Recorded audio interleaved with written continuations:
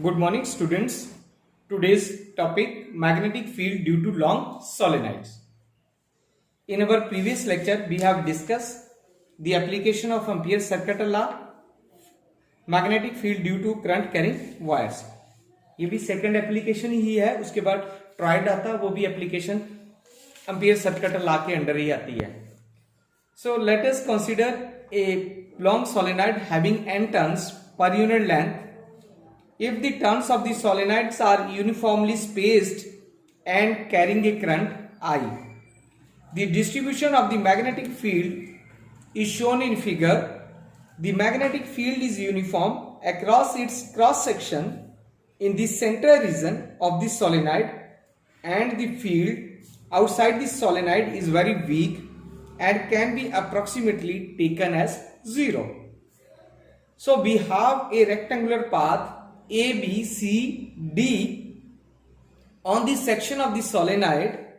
By applying the Ampere's circuit law, line integral B dot dl is equal to mu naught I.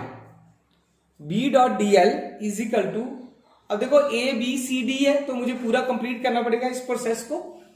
Integral A to B, B dot dl plus B to C, B dot dl plus C to D, B dot dl plus D to A, B dot dl is equal to mu naught I. यानी जो first ampere circuit law उसमें ही value हमने put की है. If you see that the figure, we have the path BC and DA is either 0 because outside the parts of BC and DA, या perpendicular for the parts inside the solenoids. So the length of the path A B to C B dot dl is equal to D to A B dot dl is equal to 0. Second, अगर देखते हो for ideal solenoid, the magnetic field outside the solenoid is 0. Therefore, for the path CD which lies outside the solenoids, CD B dot dl is equal to 0. Next point आता है inside the solenoid, B is parallel to AB which is equal to L. देखो AB और DC जो है हमने L के बराबर लिया हुआ है, तो then A to B B dot dl is equal to BL. So put these values in this above equation. We have B dot dl is equal to BL plus 0 plus 0 plus 0 is equal to mu naught I. If you see this equation, right hand side, that I is the current through the area bounded by the path of a integration, that is the total current. Total current कितना? N into I, where N is nothing but N is the number of turns in length N. So we write it as BL is equal to mu naught N into I. B is equal to, divide कर दिया L से, mu naught N upon L into I is equal to mu naught N into I. अब ये जो small n था वो क्या था? N टर्न्स पर यूनिट लेंथ के बराबर आ जाता. तो this is the required expression for the magnetic field inside a long solenoids. Next toroids है, या एंकरिंग भी बोलते हैं हम इसको. Toroid is nothing but it just as a solenoids, या is a kind of solenoid of finite length bent into a circle so that it has no ends, right? If you see the figure, if you see this figure, you find that both the ends has no ends because sirf only the wire is wounded on the solenoids, on the magnets. This show that a toroid of internal radius A and external radius B bound uniformly with n turns of wire carrying current I. If we have case 1, it means that a closed path 1 of radius R which is less than A, the radius of the internal toroid, if there is any magnetic field at all and this region, then it will be along the tangent to the path of all the points in figure number 2. So by using the Ampere's circuit law, line integral B dot dl is equal to mu naught I, b into 2πr1, यहाँ r की बजाय r1 है हमारे पास, radius अगर आप देख रहे हो, is equal to 0 because inside the current is 0, the magnetic field in this region is 0. If we take the second case, consider a path 3 outside the toroid.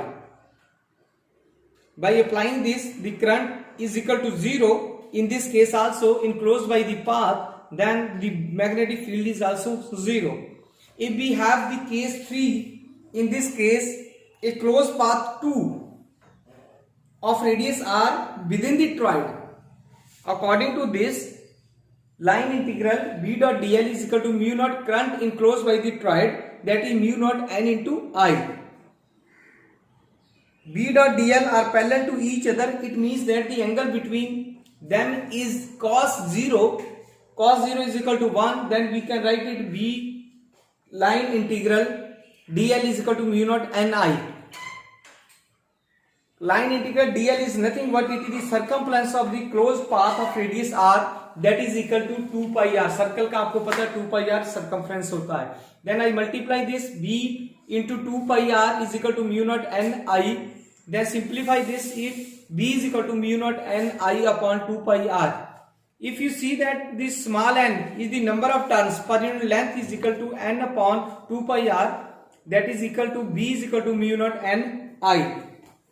So this is the equation, yeah, this is the field. If you see this equation, you find that the magnetic field induction at a point within the toroid is inversely proportional to the distance of the point from the center of the toroids, right? So this is whole about the toroids and other things.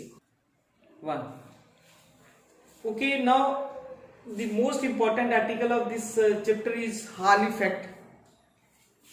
अब hall effects क्या होता है? Basically जो E.H. Hall था, कोई physics था, E.H. Hall American scientist था, इसने क्या किया, ये इफेक्ट को डिस्कवर किया था. अब इसके पीछे उसका क्या मेन ऑब्जेक्टिव था या क्या इसकी ब्यूटी थी?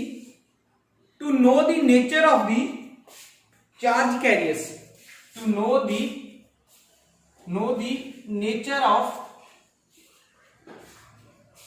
Charge carriers in a conductor, charge carrier in a conductor.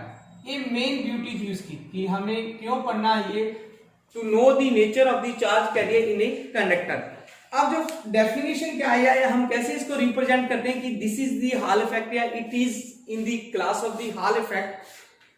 If we when a current carrying conductor या when a current carrying metal plate is placed in a magnetic field acting perpendicular to the direction to the current, then an electric field is developed across the plate in a direction perpendicular to both the magnetic field as well as the current. Then this phenomenon is called Hall effect. या मैं ऐसे भी बोल सकता हूं कि when a conductor, metal or semiconductor carrying current is placed in a magnetic field, an electric field is produced inside the conductor in a direction normal to both current and magnetic field. This phenomenon is called Hall effect, right? अब इस hall effect जो है अभी मैंने बता दिया कि nature of charge carriers अगर इस किसी के कंडक्टर में है, उसको हम लोग इसकी वैल्यू कैलकुलेट करते हैं कि कैसी नेचर है उस चार्ज कंडक्टर की. अब हमारे पास क्या होगा, इसको कैलकुलेट करने के लिए हम इसको 2-3 बेस है उसमें हम इसको कैलकुलेट करते हैं. अगर आप देखते हो कि पहला जो नेगेटिवली चार्ज पार्टिकल्स है, negative charge particle, negative charge particles होंगे, एक दूसरा हमारे पास पॉजिटिवली चार्ज पार्टिकल होंगे, नेगेटिवली चार्ज पार्टिकल्स होंगे, ठीक है. अब इसमें नेगेटिवली चार्ज, अगर फिगर देख रहे हो तो इसमें नेगेटिवली चार्ज पार्टिकल आपको दिखाई दे रही है.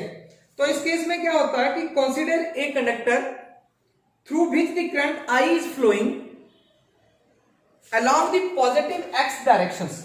x एक्सिस की डायरेक्शंस में करंट जो है वो I फ्लो हो रहा है. अगर आप देख रहे हो It means that the negatively charged particles called electrons, क्योंकि negatively charged particle को हम लोग क्या बोलते हैं, इलेक्ट्रॉन्स बोलते हैं. Electrons constituting the current drift along negative x direction. So let us a uniform magnetic field B acts along y axis, then the electron experience a force. कौन सी force? Magnetic force. कौन सी force experience कर रहे हैं? Magnetic force.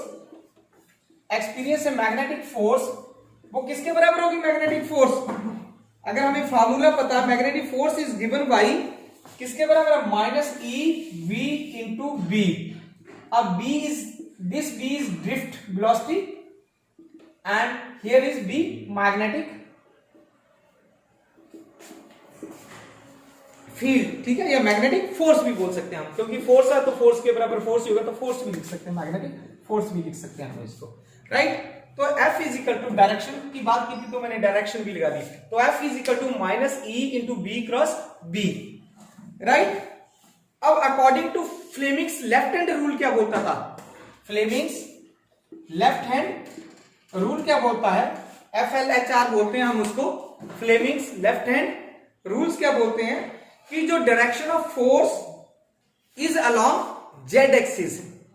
along z axis, this means that the current carrier electrons are directed towards the z axis. So the phase I of the conductor becomes negatively charged as it receives of electrons. On the other end, we see that the phase second, this is the phase 1, this is phase 1 and this is phase 2. On the other hand, the phase 2 of the conductor become positively charged. ये देखो यहाँ positively charge show किया है, यहाँ negatively charge show किया हुआ. Therefore, a transverse potential difference called the Hall voltage. ये जो इन दोनों के बीच potential difference क्रिएट होगा उसको हम लोग क्या बोल देते हैं? Hall voltage बोल देते हैं. Is called Hall voltage. And an electric field is called the Hall electric field. देखो ES से इसीलिए हमने डिनोट किया electric field, hall electric field, H से डिनोट कर दिया. Hall electric field is develop across the conductors. जब second case आता है मेरे पास, जब वो पॉजिटिवली चार्ज आ जाएगा, पॉजिटिवली चार्ज पार्टिकल्स आ जाएंगे, in this case what had happened, उस केस में क्या होगा हमारे पास? अगर आप देख रहे हो तो फोर्स तो इसी तरफ रह जाएगी, ये जो वेलोसिटी है ये इस डायरेक्शंस में चली जाएगी. ठीक है, फोर्स इस डायरेक्शंस में ही रह रही है. पहले देखो वेलोसिटी इधर थी, अब दूसरी साइड चलेगी ये हमारे पास जब हम पॉजिटिव की बात करेंगे. और ये पॉजिटिव शो कर दूंगा, हमें प्लस का निशान लगा दूंगा, मींस पॉजिटिव हो गया. अब यहां से क्या हुआ? अब देखो current I is flowing through the conductor या सेमी कंडक्टर, कुछ भी कह सकते हो, along the x axis and magnetic field B is acting along y axis. In this case, the current carriers are positively charged holes. जब मैं semiconductor की बात करूंगा तो holes बोलूंगा. Then each hole experience a force. कौन सी force हो जाएगी? F is equal to plus E B cross B. Then B is nothing but it is the velocity of the hole. यहां पे क्या हो जाएगी? वहां पे drift velocity of the electron थी, यहां पे drift velocity of किसकी बन गई है? drift वेलोसिटी ऑफ होल बन गई. यहां पे, वहां पे इलेक्ट्रॉन थी नेगेटिव में, यहां पे होल की बात बन गई है हमारे पास. राइट. अब according to Fleming's left hand rule क्या हो जाएगा? The direction of this force F is along z axis. Similarly z axis हो जाएगी. ये देखो शो भी यही F z में किया हुआ है. And face 1 becomes positively charge and face 2 becomes negatively charge. अब यहां पे चेंज हो जाएगा. देखो ये पॉजिटिव चार्ज हो जाएंगे, ठीक है, और ये क्या हो जाएगा? फेस 2 जो है मेरा नेगेटिव चार्ज शो कर देगा. Right. In this way we can conclude that if face 1 of specimen is negatively charged due to the flow of current through the specimen along the x axis, then the current carriers are electrons and give specimen is a conductor. If the phase 1 is positively charged due to the flow of electron, through the specimen along x-axis, then the current carriers are whole and specimen gives are semiconductors. देखो इस case में क्या बन गया, हमारे पास semiconductor बन गया specimen, ठीक है। उस केस में क्या बन गया था, कंडक्टर। तो हमें क्या देखो, दोनों में चीजों में बड़ा डिफरेंस हो गया, कंडक्टर और सेमीकंडक्टर में। तभी तो उसने पहले बोल दिया कि know the nature of the charge carrier in the conductor, कि कैसी नेचर है उसकी चार्ज, उससे बता देता कि वो कंडक्टर है या सेमीकंडक्टर्स है, राइट। अब इसका जो एक्सप्रेशन है, ये तो था बेसिक कंसेप्ट सा हॉल इफेक्ट का। इसका जो एक्सप्रेशन है फॉर हॉल कांस्टेंट या हॉल कोफिशिएंट, वो हम नेक्स्ट लेक्चर में करेंगे। उसकी एप्लीकेशन भी कर देंगे, कोफिशिएंट भी कर लेंगे और इसका एक्सप्रेशन भी करेंगे। Thank you very much, hope you enjoyed this lecture. Thank you once again.